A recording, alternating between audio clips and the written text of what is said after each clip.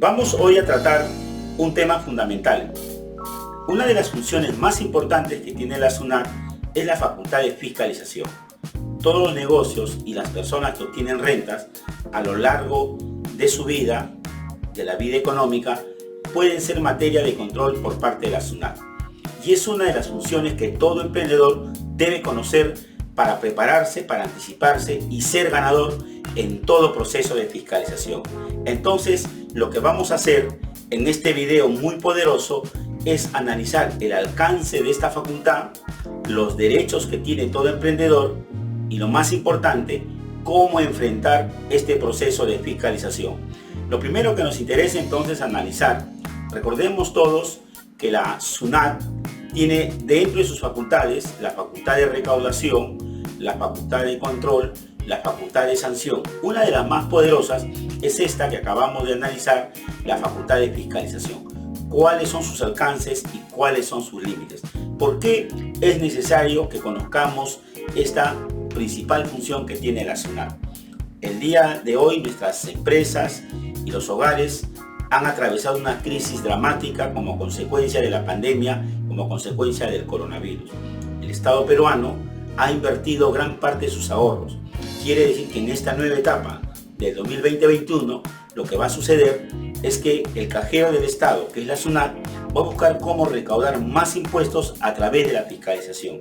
Por lo tanto, ya tenemos todos la luz roja, la previsión de que vamos a hacer materia de un control. En el caso de las personas naturales, usted emprendedor que tiene renta de alquileres, de préstamos, de intereses, de regalías, de marcas, de honorarios y de planilla, usted sabe que va a ser controlado bajo el método de incremento patrimonial.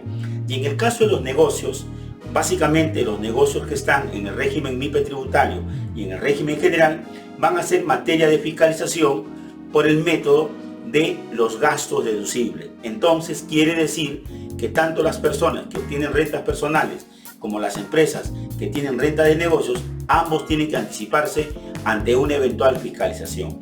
Entonces, ¿qué tenemos que revisar? Tenemos que revisar, por ejemplo, en qué consiste esta facultad.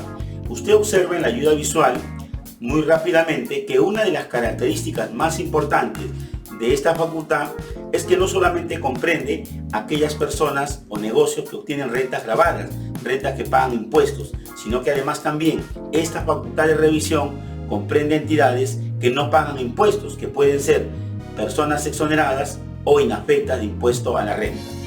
¿Qué más debemos subrayar en esta parte?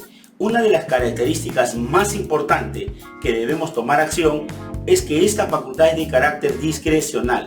La pregunta sería, ¿en qué consiste la discrecionalidad? La discrecionalidad es, de manera muy sencilla, juicio de oportunidad de acuerdo al interés fiscal. SUNAT tiene que definir a quién fiscalizar, cuándo fiscalizar, cómo fiscalizar, dónde fiscalizar.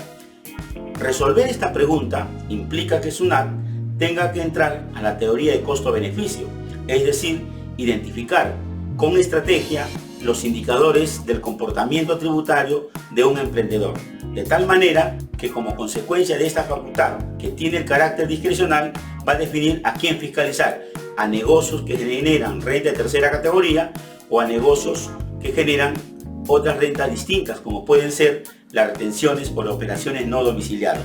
De la misma manera, en el caso de que el objetivo sea fiscalizar a una persona natural, esta persona tiene diferentes tipos de rentas, por los predios, ingresos de renta de primera categoría, por sus inversiones de capital, renta de segunda categoría, por sus honorarios, renta de cuarta categoría, y por la planilla, renta de quinta. SUNAT puede decidir al señor Juan Pérez fiscalizarle su renta de alquileres, al señor Perico Palotes revisarle honorarios, cuarta categoría. Fíjese, ¿qué implica esto? Discrecionalidad. A esta empresa del emprendedor X le puede fiscalizar el IGB, a esta otra compañía el impuesto a la renta. Como observamos, esto que implica discrecionalidad.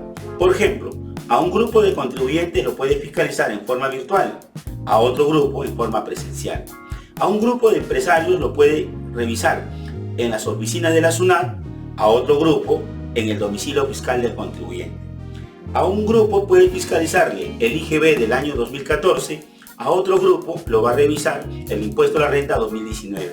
¿Qué está haciendo la SUNAT? Ejerciendo su facultad discrecional. Observe que para decidir entonces y resolver a quién fiscalizar, cuándo fiscalizar, dónde fiscalizar, para esto SUNAT tiene una poderosísima información. ¿Quiénes le han entregado información? Le han entregado información, por ejemplo, las declaraciones que él presenta habitualmente. Además, ¿quién es más? El ITF, el impuesto a las transacciones financieras, es un impuesto muy poderoso que le entrega toda la información financiera de las personas naturales. ¿Quiénes? Migraciones respecto a sus viajes, sus tarjetas de crédito, sus tarjetas de consumo, la información que declaran los proveedores, la información que declaran los clientes. Observa usted entonces que la SUNAT hoy tiene información muy poderosa que le permite definir en tiempo real el perfil del contribuyente. De tal manera que estos elementos van a hacer que la SUNAT defina a quién fiscalizar. ¿Qué más nos interesa recordar? Observe usted entonces en la ayuda visual que la discrecionalidad implica identificar, por ejemplo, que a usted lo pueden revisar como obligado directo del pago del impuesto o simplemente como agente retenedor de impuestos. Como cuando es el caso, usted tiene su empresa, usted tiene 3 trabajadores, usted tiene 5 trabajadores y tiene que efectuar la retención de impuestos a las planillas, SUNAT puede decidir revisarlo como agente retenedor. También SUNAT puede definir qué tributo. A una empresa puede revisar el IGB y a la otra el impuesto a la renta. Observa usted entonces que puede definir el periodo y lo más importante es que va a definir también el tipo de fiscalización. En el caso de las empresas generadoras de tercera categoría, SUNAT puede definir fiscalizarle bajo el método denominado fiscalización parcial, a otro grupo bajo el método de fiscalización definitiva. Esto es muy poderoso. Fíjese, cuando se inicia la fiscalización, a todo emprendedor le va a llegar una carta de presentación y un requerimiento. Estos 2 documentos son fundamentales. La carta de presentación, en la cual le va a indicar el periodo, el tributo y quiénes son los agentes que van a hacer esta revisión. Y en el requerimiento, este documento es muy importante ponerle atención, porque en este documento se va a precisar de manera muy clara el lugar de la fiscalización. Ahí le van a decir si la fiscalización se va a efectuar en el domicilio del contribuyente o en todo caso en las oficinas de la SUNAT. ¿Qué más le va a decir este documento para que tenga validez? Le va a decir el tipo de tributo que le van a revisar. Si le van a revisar el IGB de retenciones o el IGB de cuenta propia. Si le van a revisar el impuesto selectivo o el ITAM. ¿Qué más va a indicar este denominado documento requerimiento? Va a comprender también, lo más importante, el periodo. Quiere decir que el periodo puede ser cualquier año no prescrito. En este caso, lo que no está prescrito es 2014 al 2019. Quiere decir que SUNAT puede notificarle cualquiera de estos periodos. Y algo en la cual debemos tenerle una atención muy especial es referido al tipo de fiscalización. En el requerimiento va a decir si la fiscalización es parcial o si la fiscalización es definitiva. ¿Por qué es importante identificar esta información? Porque si la fiscalización dice parcial, significa que SUNAT puede revisarle el mismo periodo, el mismo tributo en más de una oportunidad. Esto es muy importante tomarle atención. Quiere decir, si la fiscalización indica fiscalización parcial, su contabilidad, su equipo contable, tiene que darle el respaldo totalmente contundente para que la revisión quede solo en ese periodo. Porque si el auditor tributario detecta que hay inconsistencias en la información que el contribuyente presenta, lo que va a suceder, porque la ley se lo permite, es volver nuevamente a revisarle el mismo periodo, el mismo tributo, solamente que va a cambiar otro elemento del mismo tributo. Por ejemplo, si le ha revisado el 2014 el IGB, termina el trabajo el auditor y detecta inconsistencias en las compras nacionales, tiene toda la facultad de volver posteriormente a la misma empresa por el mismo tributo y por el mismo periodo, pero puede revisar, por ejemplo, porque detectó en su primera revisión que las importaciones no estaban correctamente declaradas, comprenderlas en el proceso a la denominada IGB del mismo periodo, del mismo tributo. En eso consiste una fiscalización parcial, que SUNAT tiene la facultad de volver a revisar en más de una oportunidad.